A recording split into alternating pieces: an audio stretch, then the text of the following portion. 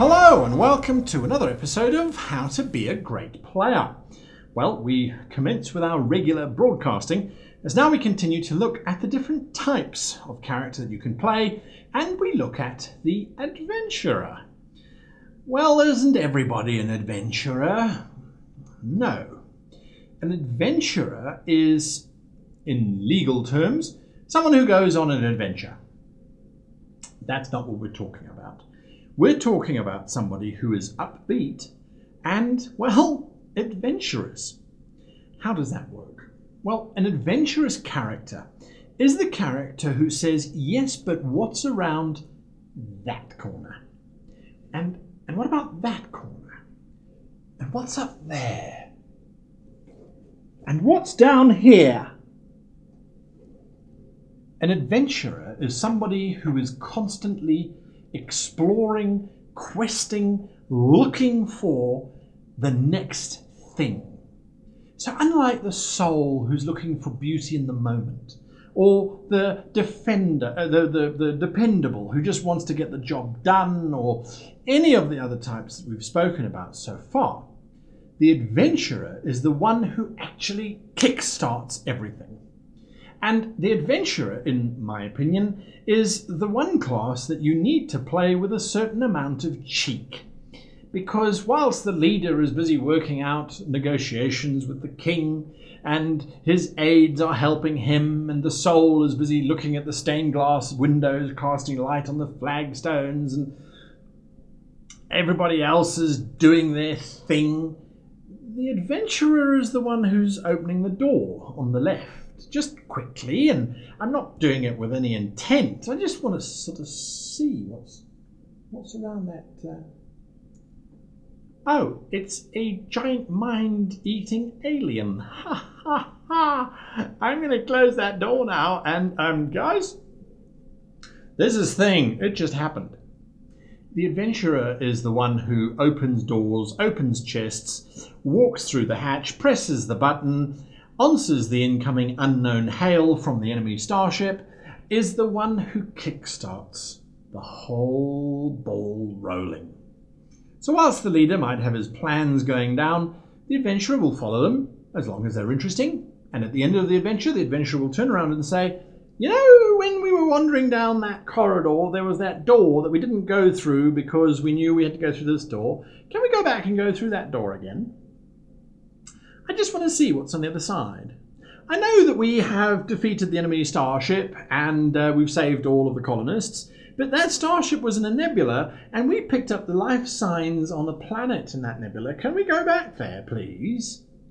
Look, I know that we were told not to touch the artifact whilst transporting it from A to B, but a little, if I touch it with a stick, it's not like touching it with my hands. And if I wear gloves, it's not my hands either. It's the gloves that are touching it. I just happen to be feeling what the gloves are feeling. So the adventurer is the inquisitive one. And interestingly enough, the adventurer is the one who should be making copious notes about everything. Do you remember that conversation we were having with the blacksmith where he said his iron was getting a little bit hard?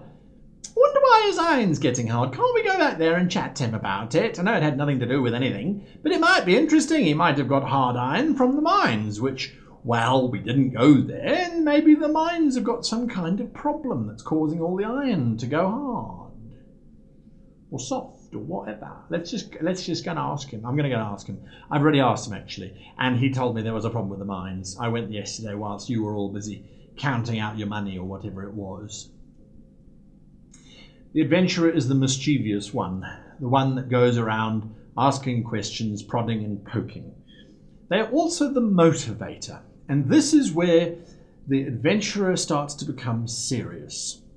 The adventurer should be pushing the party, not by necessarily blindly walking into every trap. They're not stupid.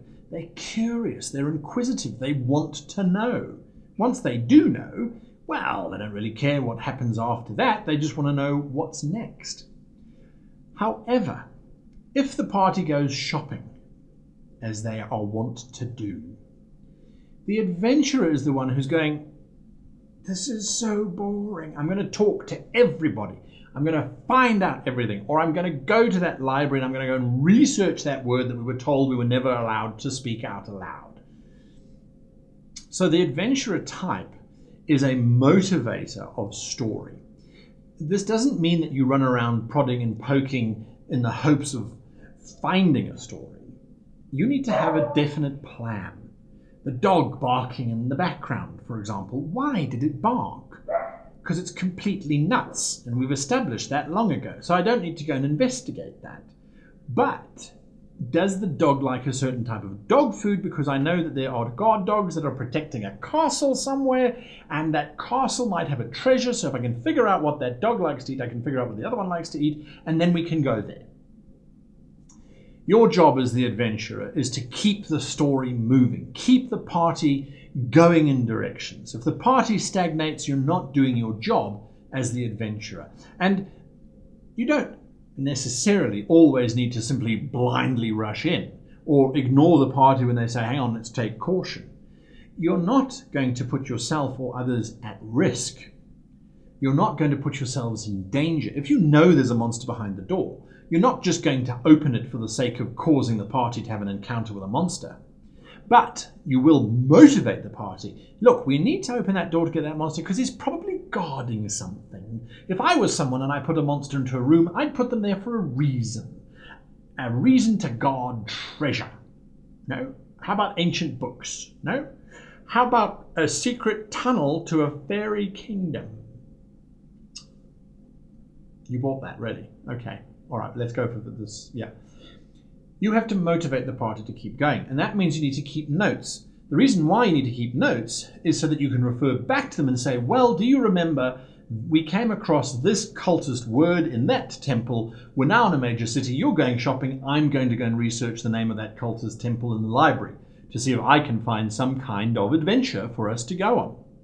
So your task is a dual task. It is one is to force the party to move forward, but at the other it is to remind the party why you're there in the first place, is to go adventuring and go exploring and having wonderful and amazing experiences.